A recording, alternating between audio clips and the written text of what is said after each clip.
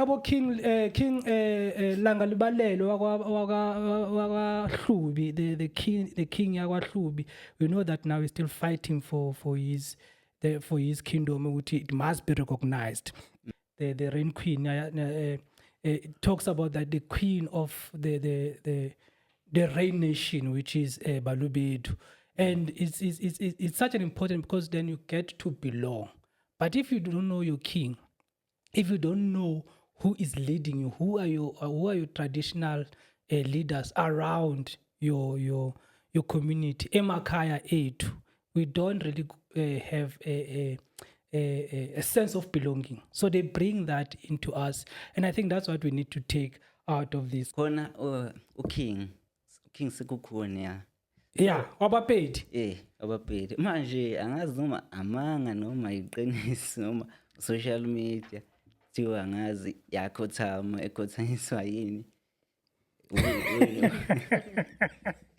Okay. Cha ungahleki manje iqiniso noma amanga ukuthi yakhothanyiswa ukudla yini sweet potato or ukuthi wadla nami ngeke ngasizazi so story noma mhlambe indlela ababiza ngayo abapedi kona ukhothama inkosi yabo mhlambe. Angazi singababuza phela angiboni ukuthi kuliqiniso lokho mina angeke phela ubhatata bathi ubhatata bathi ngayenza kancane research ukuthi angigcela ngakiyo. Actually, King Sekhukhune was one of the greatest kings that we actually experienced in South Africa, to a point where I think he had more wars with the white people than any king in Southern Africa.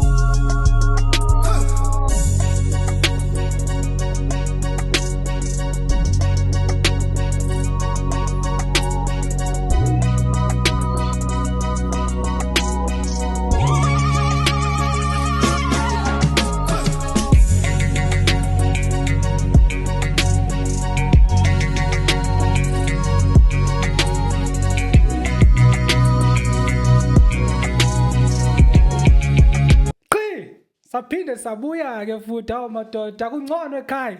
Hayi ungcono ekhaya. Kungcono ekhaya hawu madoda siyayiphusha le ndaba. Hayi kuzoba mnandi kakhulu silethele umlando obuhle kakhulu la ekhaya podcast. Hey Sithanda ukwamukela futhi hlala nathi uzinze nje ukhululeke kube mnandi ufunde yonke into nathi siyafunda la kini kumnandi ekhaya. Uyayibona le ndaba hawu useyiqedile ke insizwa kithi ukuthi lana ekhaya nje we just enjoying each other's company. Nawe emkhaya ehleli lapho usimamele, siyabonga ukuthatha isikhathi sakho waba lana ukuze usimamele masiloko ke sizikhulumela nje ngento ezenzakalayo. Hayi ke lo khuluma naye ke umodomodo gama mnandi ngaliphinda kabili. Hawu madoda umfoka computer phansi exhobhe limadoda lapho ngidabuka khona. Umfule ngiphuza umzimkhulu madoda. Hawu umzukulu kaMadziva madoda ukhalumesha indaba ezitha. Hawu tikutshela incane madoda ngokusela tona onato futhi kulonyoko. Hawu madoda isithole ke sesilo ke lesi madoda ngoba isilo ngokwaso ke madoda. Yeah mina ngavunywa ke phela mina ngavunywa lebhayi bathi Jay's demand ngavunywa kwaHlubi, ngavunywa ngisho lapha emanzini amnandi eVali badown Ntshaswara. Awu ngavunywa ngisho emhlabeni wakaMshweshwe bari ho haphazi le Fixback madoda. Yeah uye kohleli naye le namhlanje ke ngiphathele intokazi. Awu madoda hawu intokazi enhle ke madoda edabuka phansi emzimkhulu. Sawubona Magatsheni. Uyaphila? Ngiyaphila njani? Uyaphila ubingelele phela awu madoda bajabule nabo ukuthi sabikelwa intokazi enhle kangaka. Kahle ngingazi ngesibongo esiwrong yazi. Icala phela lona. Ngesibongo esiwrong. Hey. Yeah sanibone nikhuluma no Yes. Nazo yazwaka. Shuthi ke akusala Umuntu take your time. We are here to no worries kusekhaya la.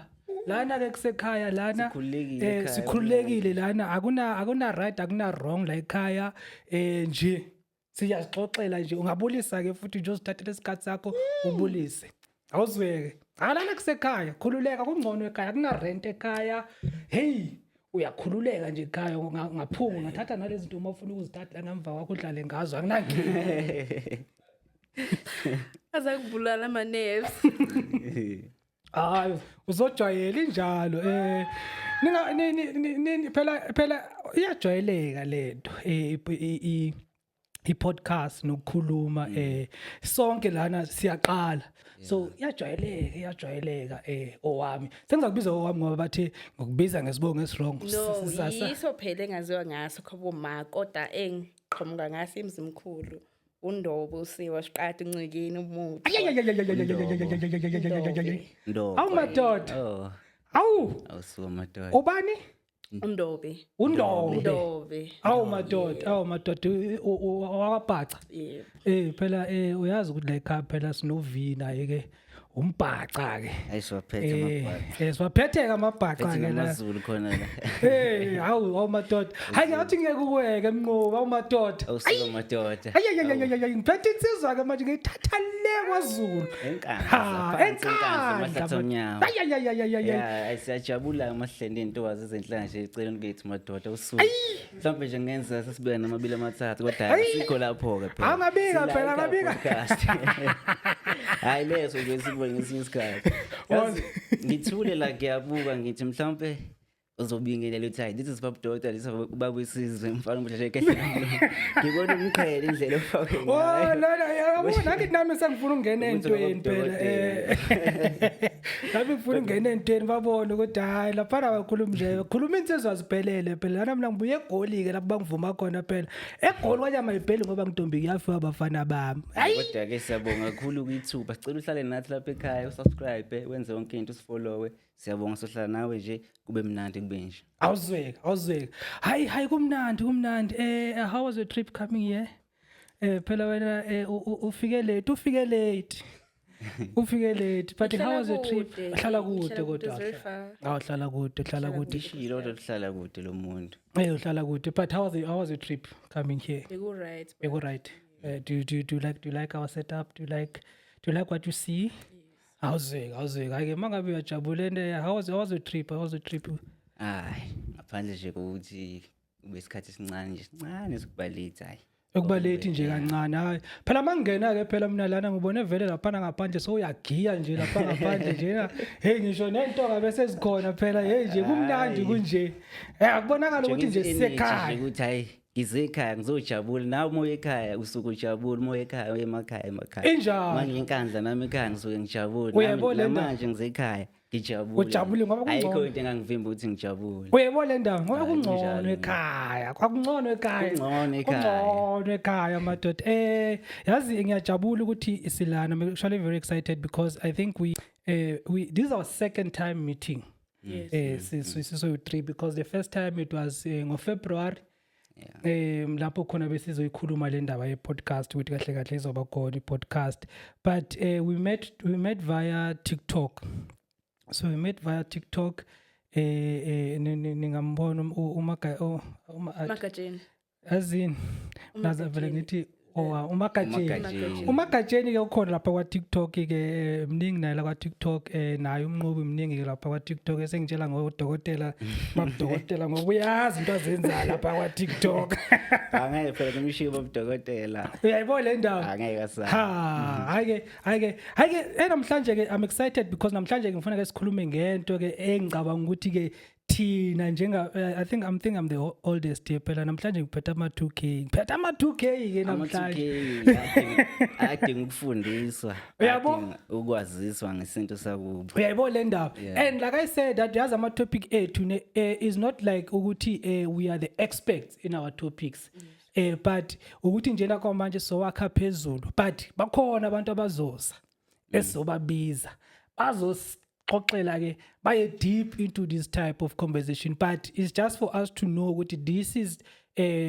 are the conversation ezenzakalayo emakhaya because what we are talking about is khuluma ngo conversation ezenzakalayo ekhaya mose ekhaya nje nisixoxela nje siyazixoxela nje kuba mnandi kuba njalo sisakhuluma nje ngama2K yazi khona inkulumo ekivele la mangihleli nabafethu bathi abafethu ama2K ngeke zifike 35 years ngithi mina hayi ngoba yini hayibo athi thina isihlupha kakhulu sifuna nje ukutesta yonke into sifuna zonke into ngamazi ngobhoko manje mina ngiyiphika lo nto leyo ukuthi hayi Uyiphika- 35 useduze kakhulu So seduze. useduze kakhulu 35 But- next 10 years umuntu owa 2000 una 35 so Hey. futhi wena uqonda ukuthi umuntu wa 2000 ngeke efike kulo 10 years lo Awuzofika. hayi ngiyiphika Awuzofika. leyo Kodwa ke siyabona phela ngoba phela namhlanje kujahiwe. hayi Namhlanje kuningi kujahiwe. namhlanje sikuphethe Namhlanje phela abadla ama Kellogg's phela thina sakhula ngomfino thina ngenkathi zethu. Sakhula manje amagatsheni wazi umfino. Ngiyawazi. Oh hayi ke. Hawu. You're one of the few ama 2000 as umfino. hayi But today I want us to talk about a very interesting topic about kings. Kunento enzakele la a few weeks back lapho khona sibone a certain individual lapha eEast London, right? So East London laphana kube ne incident enzakala lapho khona there was a Nigerian association that was coronating a king. Cabanga they are coronating a king eEast London yase Nigeria. But this is a king of Nigerians. Emhlabeni wenye inkosi khona ngaleni. And that got me thinking, right? Ukuthi us as young people, do we really know our king? And if we know our king, is it still really important? And I want us to learn. Ngoba ngiprepare le ndaba. So I want us to learn because we actually have 11 in South Africa. We've got 11 official kings. Did you know that? We've got 11 official kings in South Africa. Nje kuthiwa laba amakhosi akuyena phela isilo sakwaZulu inkosi uKhimi Sizulu akuyena phela there are 11 other kings. And what's interesting about that is that most of these kings also, I think Limpopo has the most kings and queen that we have in South Africa. So I want us to talk about this. Do you think it's important for us to know your king? Who is your king? Actually, masiqale lapho. Do you know your king? Apart wena uyamazo wakho. ngiyamazi wakaZulu Ha. King isiZulu uMisuzulu. eh Yebo, inkosi madoda bayethe. Zulu nambandla. Umzulu nawe. Akusixoxele ke, akusixoxele ukuthi kahle kahle umzulu umbhaca kanjani. Akusixoxele sikwazi ukuthi sazi. Ubaba umbhaca, but I was raised as umZulu. Oh, okay. And ubaba makasikhulumi at all. Isibhaca. Oh, okay.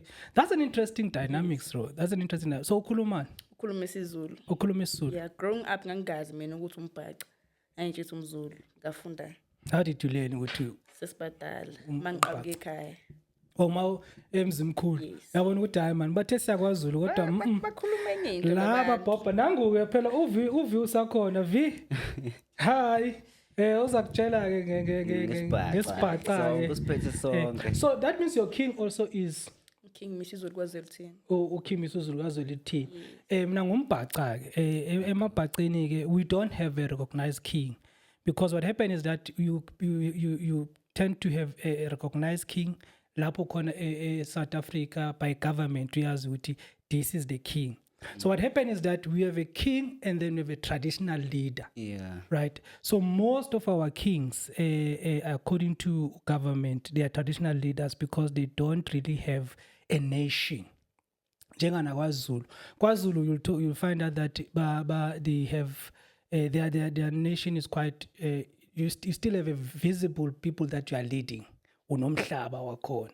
And there are kings khona manje that are still fighting for their kingdoms. Shokuthi kuzofundwa ke namhlanje la. Hey, ngibaphethe ke namhlanje. ufundisa wona phela ama-2K awazilutho King Langa Libalelo wakwaHlubi, the king yakwaHlubi.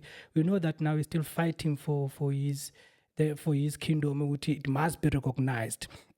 And the interesting part is that the king that they are doing what they've done in the East London situation is that he's actually one of the recent kings to be recognized. I think was recognized now about 2014. But imagine that a king itself uyinkosi and then bazobeka omunye futhi emhlabeni cabanga bazobeka enye inkosi lapha kuKhimi Sizulu. But do you think it's important for us now to actually know our kings yeah in this current time or 2026?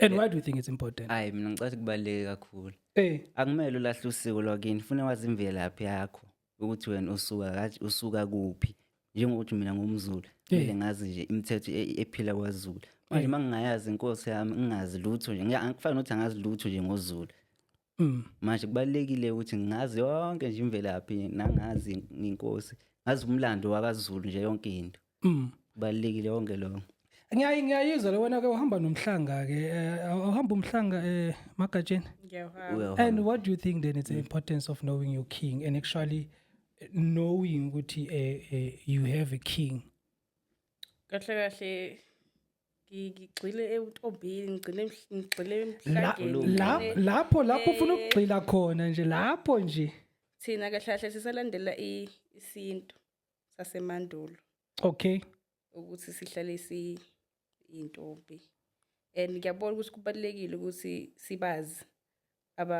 inkosi zethu ukuze sazi nemvelaphi yethu kahle ukuthi isuka kuphi yebo but mina ngihlala eGoli yes right ngihlala eGoli njenganami mina like I grew up most of my childhood ngihlalile emakhaya but I grew up mostly ngala Eval shout out to Eval 18 moyeng ngiphethe noGamza lapha yahleka sibuya sonke Eval for me really there's no importance for me that I saw then ukuthi ngazi ukuthi there is a king and what can you convince me ngiyazi ukuthi imvelaphi yami right but sengikhulile ngingaka ngene university ngaze ngathola nomsebenzi ngiloko nje ngingayazi inkosi yami I think recently we actually learn about amakhosi akwabhaka but mawuthi ke uzatshela umuntu ofana nami ukuthi this is really important why how would you tell me ukubaleka kwabo nje ukuthi sibazi nje khuluma Magatsheni wazi yena lapha entshela yonke into lapha emhlangeni ukuthi baphetheke namhlanje yabona ngeke bafike ku 38 ama 2000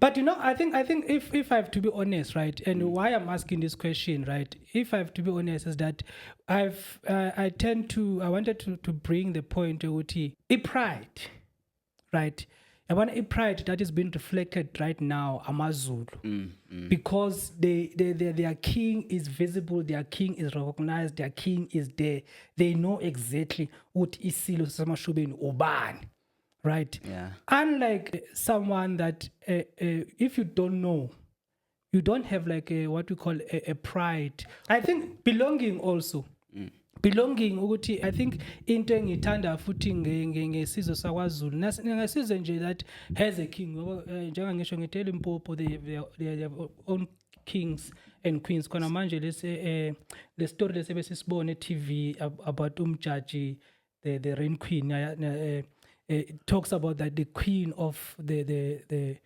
Rain Nation which is Balobedu and it's such an important because then you get to belong. But if you don't know your king, if you don't know who is leading you, who are your traditional leaders around your community, emakhaya ethu, we don't really have a sense of belonging. So they bring that into us, and I think that's what we need to take out of this. So my last question, as a viewer, do you think it matters to you to know your king? And if you do know your king, who is your king? Right? You can comment down below and tell us who's your king and if it really does matter. Okay. So, okay. Ngiyaxolisa ukungena emlomeni. Yeah. So, khona uking sekukhona ya. Yeah, wabapedi. Wabapedi. Manje angazi noma amanga noma iqiniso noma social media thiwa angazi yakhothama ekhothanyiswa yini. Cha mahle manje iqiniso noma manga uthi yakhothanyiswa ukudla yini sweet potato or ukuthi wadla nami ngeke ngasizazi so story noma mhlambe indlela ababiza ngayo abapedi kona ukhothama inkosi yabo mhlambe angazi singababuza phela angiboni ukuthi kuliqiniso lokho mina awungeke phela ubhatata bathi ubhatata bathi ngayenza kancane research ukuthi angigxila ngakiyo. Actually, King Sekhukhune was one of the greatest kings that we actually experienced in South Africa to a point where I think he had more wars with the white people than any king Southern Africa. But I'm stand to be corrected. But I know that he was one of the greatest. Yeah, So, hey, cela nesitsheleke sifundiseni ukuthi yeah, how basifundisa ukuthi besitshele ukuthi kwakuyibhatata na. noma indlela mhlawumbe basho ngayo ababili ukuthi Uyabo abari morena rena kwinse patata something like kodwa, those. yeah, it's not true, right? Something like that. But yeah, we are stand to be corrected. Yeah. Do you have anything you want to add? No. Okay. So Mnqobi? mina ke ngumuntu othanda kakhulu scrolla kuma TikTok. Okay. Yabo ngiyascrolla and then uma ngiyascrolla lana cha amazulu alaphiza ngempela bashaya Benzani manje? khona ivideo lana kalo kunjani give me zungu Imaqala ufuna sibheka ama video. yeah Okay. So what we're going to do is that uzasendele egroupini but angithi uzasedithela wona ke insizwa kithi uzasedithela wona lento sizawuzabona wena mase iphelele indaba lapha escreenini.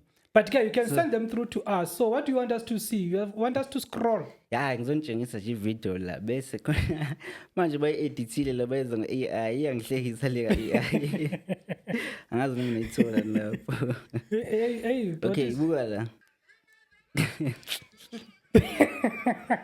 awumadoda awungcwele madoda sengifuna ukubukele ka-AI ke manje le bayi-edithe AI awumadoda hamba kanjalo lapha kwaZulu. Okay eyiphe AI usibonise yona ke ikhona sengiyifakile oh iyo le yeah iyo le yenje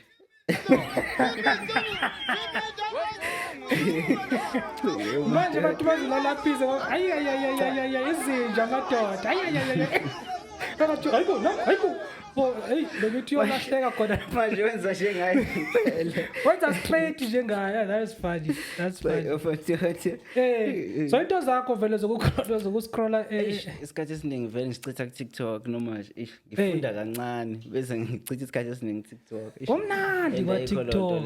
Hayi manje kwa-TikTok sebane-stem kanti wena usibheka i-stem lapha kwa-TikTok ake kubana lapho khona ufunda nje akekho umuntu ongena lapha ku-stem akekho umuntu ongena lapha akekho nje ongena ku-stem ungangena wenzani uye ku-For You page yokuhleka ufuna yini uzama ukudistressa ngayo i-TikTok and then ubuyela ku-stem futhi hayi kodwa vele Magatsheni, do you have anything else to tell us or Sivale? Sivale hayi ke asibongeke ngibonge kakhulu we're still going to have more fun. Njengangisho ngithi these topics that we are having right now is the topics that sazobiza abantu abadala abazositshela even more about this thina njena sikha ngaphezulu just so that sibonise ukuthi what is ekhaya actually going to be all about. So I'm excited and please subscribe, please share, please follow us on our social media. Sikhona sonke. These are the hosts nalani babonile last week. Sazoba mnandi, sazoba sonke. Hayi ke ngevala ke manje ngithi qi ake ngaphuma ke manje umfoka computer madoda exope lemade lapho ngidabuka khona umfule ngiphuza umzimkhulu madoda mina ngavunya bomalume bamike lapha phela ngumshana wakamadziba mina. Sibonge akungcono ekhaya ungcono ekhaya sibonge